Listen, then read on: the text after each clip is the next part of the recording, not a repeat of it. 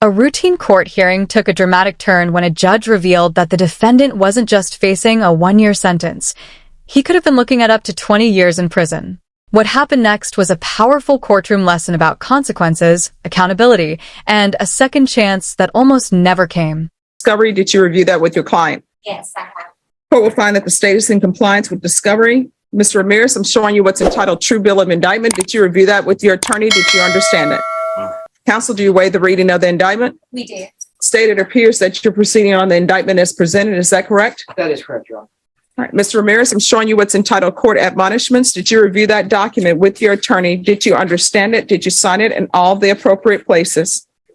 Did you understand you're charged with criminal mischief, $2,500 to $30,000? That's a state jail felony. Range of punishment is anywhere from 180 days up to 2 years in the state jail facility and up to $10,000 fine. Did you understand?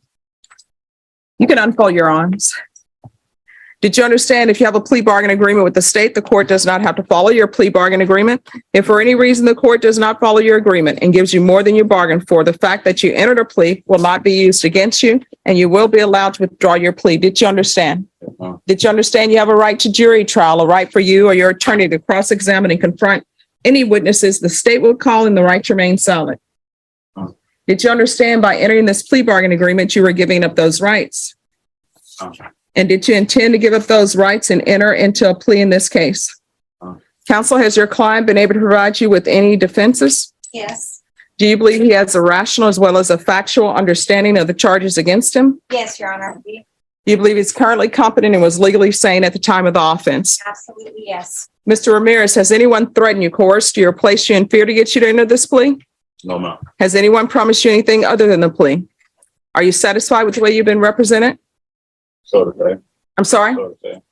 I'm sorry, what? So to say, yeah, a little bit. Okay, I don't understand the Yes, first. ma'am. Yes. All right. Do you want a jury trial? No, no. Because we'll give you one. They don't. So again, so we're back to the question, are you satisfied with the way you've been represented? All right, the court will find that defendant has, I'm sorry, now are you a U.S. citizen? Yes, ma'am. Court will find that defendant has knowingly and voluntarily waived his right to jury trial, showing you the plea bargain page. Did you review that with your attorney? Did you understand it? Yes, ma'am. According to the plea bargain agreement, punishment is to be assessed at 1 year in the state jail facility. There are no applications. Did you understand that to be the plea? Defense? Yes. State? It is, Your Honor. Showing you the paragraph entitled Waiver of Appeal paragraph. Did you review that paragraph with your attorney? Did you understand it and did you sign it? Yes, ma'am. I did. Did you understand by signing that you're waiving your right to appeal? The only items that can be appealed are written pretrial motions that have been filed, heard, and ruled upon by the court. Did you understand? Yes, ma'am. Counsel, have there been any such motions? No, there have not. Then to the offense as charged, how do you plead? Guilty, not guilty, or no contest? State any evidence. No objection. Mr. Ramirez, I'm showing you what's entitled Waiver and Consent to Stipulation of Testimony and Stipulations. Did you review those documents with your attorney? Did you understand it? Did you sign it in all the appropriate places? Again, did you understand you have a right to jury trial, a right for you or your attorney to cross-examine and confront any witnesses the state would call and the right to remain silent? Did you understand that today the state will be presenting evidence in the form of witnesses' statements and police reports, but most importantly, there will be no live testimony? Did you understand? Yes, ma'am. Court will find that defendant has knowingly and voluntarily waived and consented to stipulation of testimony and stipulations. Court will accept into evidence states exhibits 1 and attachments and review the same.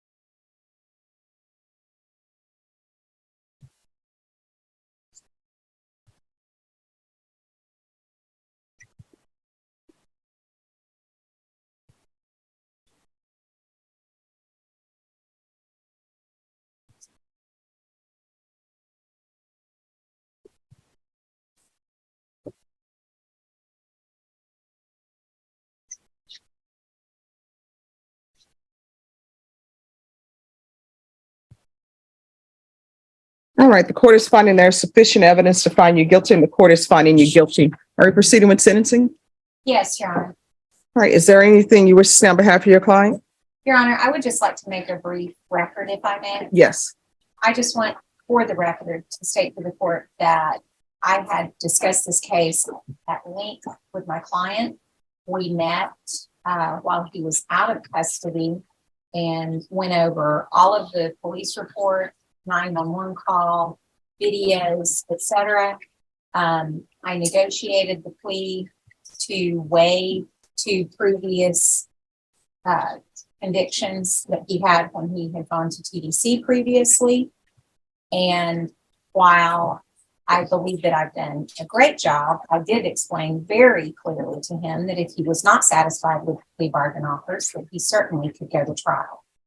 He has, as the court's seen, agreed that he wants to take advantage of that plea bargain offer. And I would ask the court to go ahead and follow that and allow him to go ahead and serve the 1-year state jail. But I want to make very clear, and it always concerns me when somebody insinuates that I didn't do my best or didn't do a good job, because you know how hard we work. I know how hard I work.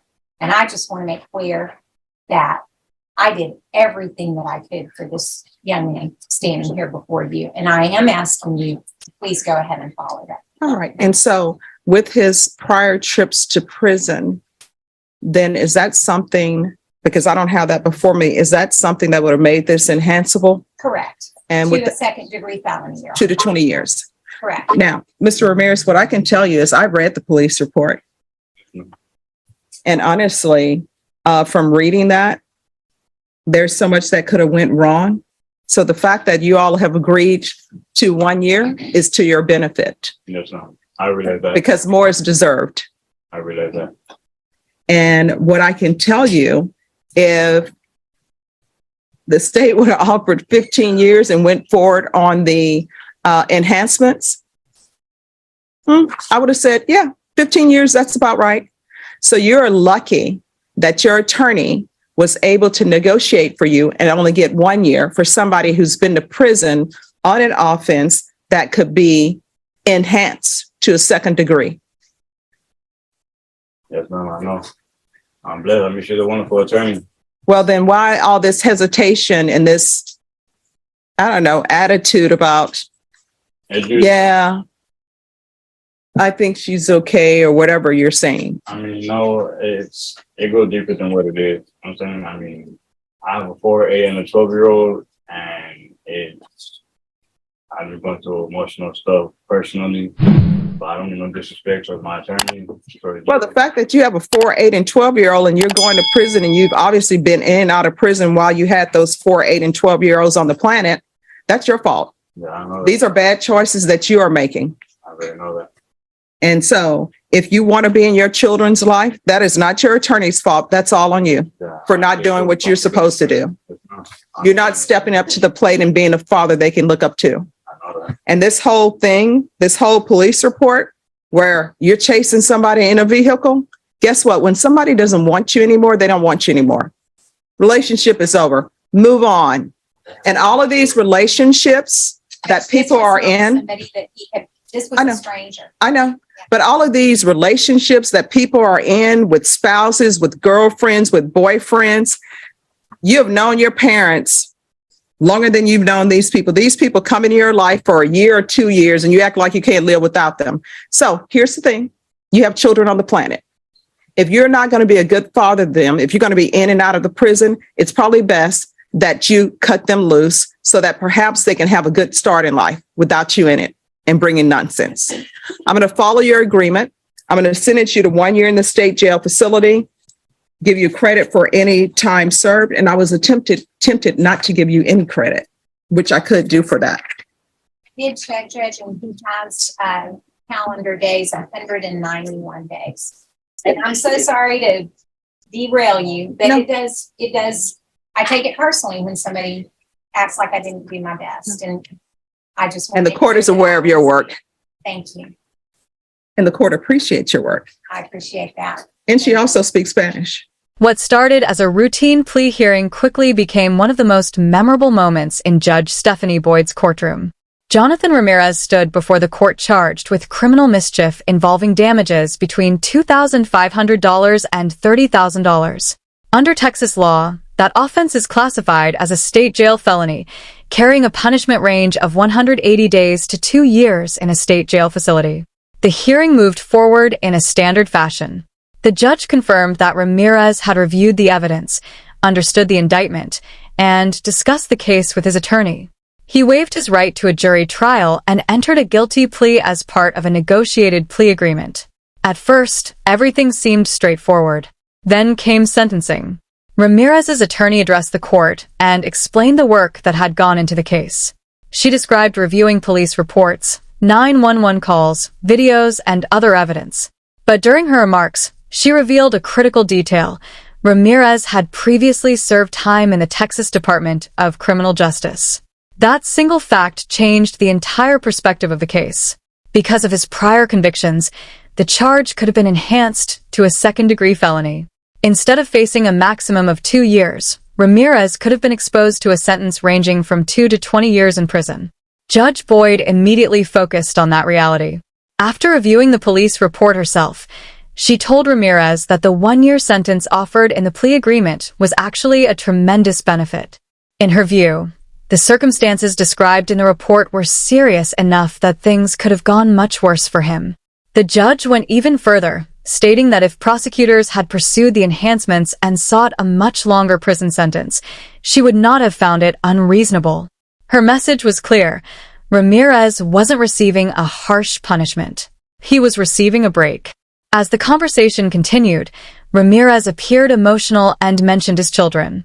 He explained that he had a 4-year-old, an 8-year-old, and a 12-year-old, and that he was dealing with personal struggles. Judge Boyd responded bluntly. She reminded him that his situation was the result of his own decisions, and that his attorney had worked hard to secure an outcome far better than what he could have faced. She stressed that if he wanted to be present in his children's lives, that responsibility rested with him, not with his lawyer, the court, or anyone else. In the end, Judge Boyd accepted the plea agreement and sentenced Ramirez to 1 year in state jail, giving him credit for time already served. In less than 11 minutes, what appeared to be a routine plea hearing became a powerful reminder of how prior convictions can dramatically increase the stakes of a criminal case, and how one favorable plea deal can be the difference between a short sentence and decades behind bars.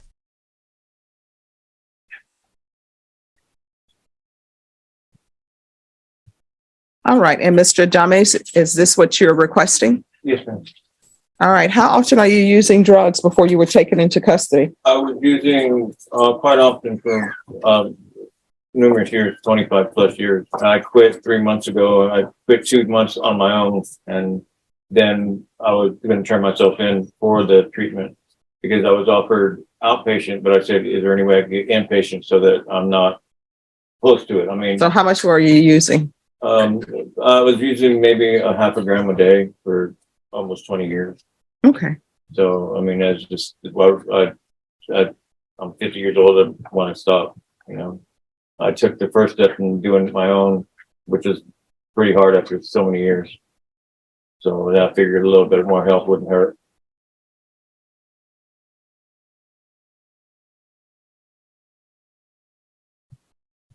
All right, this is what the court is going to do. The court denied the motion, alternate amend conditions to include lifetime recovery. He's to remain in custody until transfer to lifetime recovery. After he is at lifetime recovery and has completed it, I want a referral to felony drug court. And I'm going to want the UA hotline upon release and field visits 2 times per month. Now, if he is in felony drug court, then felony drug court can handle the UA hotline and all of that. And probation, I don't know, it may be wise to do the referral to felony drug court and just let them know that I'm sending him to lifetime recovery because they may not have room. And if they don't, they can already put him on the waiting list. And by the time he's released from lifetime recovery, they'll be ready for him. All right. So, Mr. Adames, I'm following your agreement partially. So I'm going to send you to lifetime recovery. But I think you're going to need more than lifetime recovery. I think you need felony drug court. It's important that you're 100% honest with them. It is a hard program. I remember when the program first started and I was attorney in that program, people thought it was easy. In actuality, felony drug court is harder than being on probation. It's harder than going to prison. So if you're honest with them, they'll accept you. They will work with you. Hopefully you'll learn something and be able to control your addictions. I'm ready to stop. I have kids I lost, and I'd like to get them back.